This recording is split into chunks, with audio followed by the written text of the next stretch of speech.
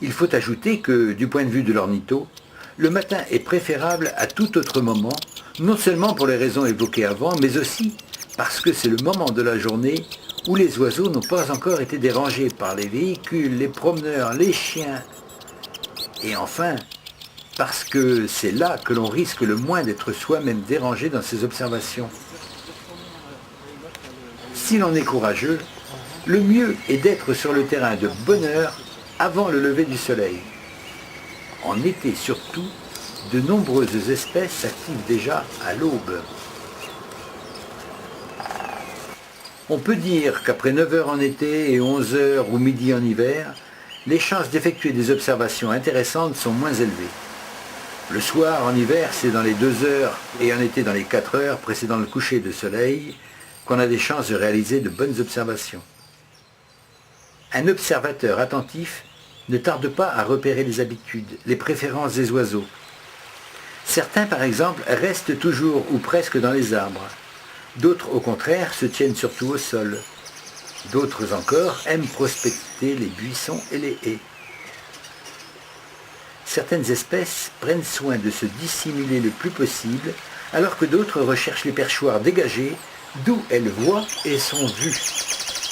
En approfondissant les observations, on constate que les oiseaux aiment davantage tel essence que tel autre. Certains préfèrent les conifères, d'autres les feuillus.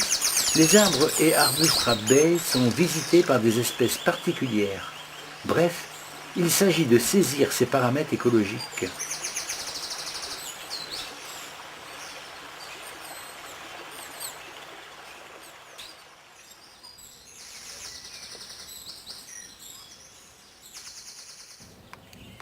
La présence de la citelle torche-peau est elle aussi indissociable de celle de grands et vieux arbres, notamment les chênes, les châtaigniers ou les érables. Vivant originellement dans les futaies claires, elle a trouvé dans les banlieues des villes et les grands parcs urbains un milieu de substitution très acceptable. Son nom lui vient de son habitude de maçonner avec de la terre l'ouverture des loges de pic qu'elle occupe pour nidifier, afin d'en restreindre le diamètre et de mieux en protéger l'accès. Vous vous apercevrez souvent de sa présence par son cri ou par son manège sur un tronc. Elle l'arpente avec grâce, montant ou descendant tête en bas, explorant les fentes pour en déloger les insectes et autres petits invertébrés dont elle se nourrit. En hiver, elle apprécie les faînes et les noisettes riches en huile. Afin de les déguster, elle coince ses fruits dans une fente de l'écorce et les martèle avec son bec, tête en bas.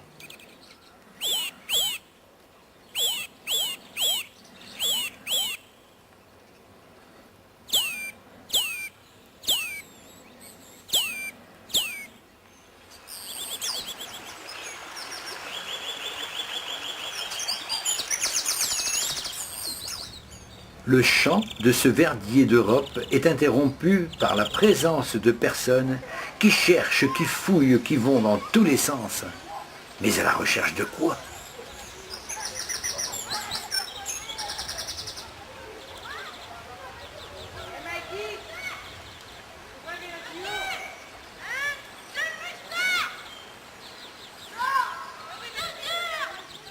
Eh bien oui, nous sommes à Pâques. Et ils recherchent des œufs en chocolat.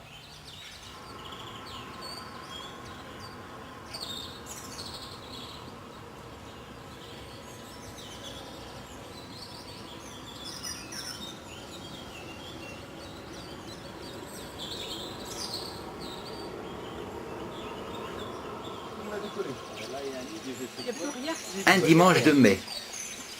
Visite des nichoirs à mésanges. Nous constatons que presque tous les nichoirs sont occupés. C'est bien la preuve qu'il y avait un manque et que ces petites maisons ont plu. 16 nichoirs ont été occupés, avec 61 mésanges charbonnières et 83 mésanges bleues. 144 mésanges au total.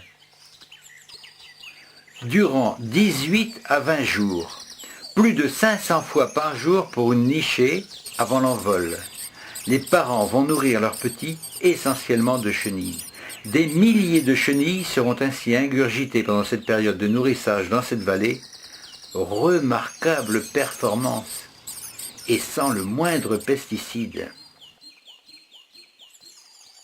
Pendant que tout ce petit monde s'endort, nous nous installons assez loin pour admirer le balai incessant d'un couple de pics et pêches nourrissant leur progéniture.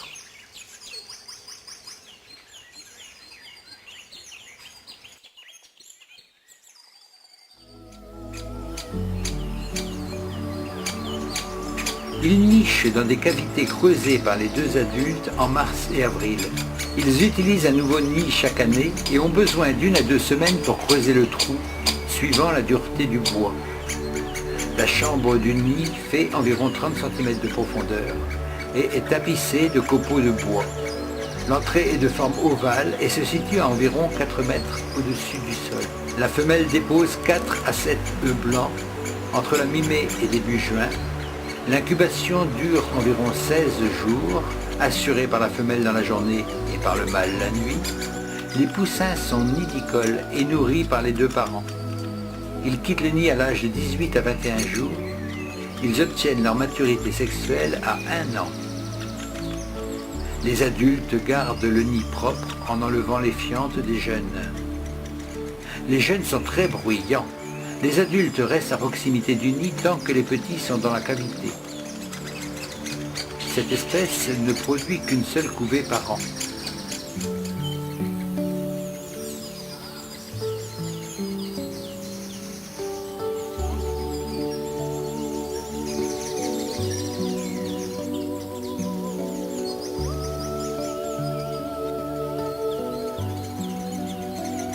Ainsi, notre avifaune pourra être conservée dans la diversité pour notre profit et pour notre satisfaction. Il nous appartient de choisir la meilleure voie. Tout peut encore être sauvé, mais il convient de ne pas perdre de temps. Le sort de la vie sauvage se décidera dans la prochaine décennie. Puissent les oiseaux continuer à prospérer dans notre pays comme élément essentiel et symbole d'un monde vivant qui fait intégralement partie du patrimoine de l'humanité.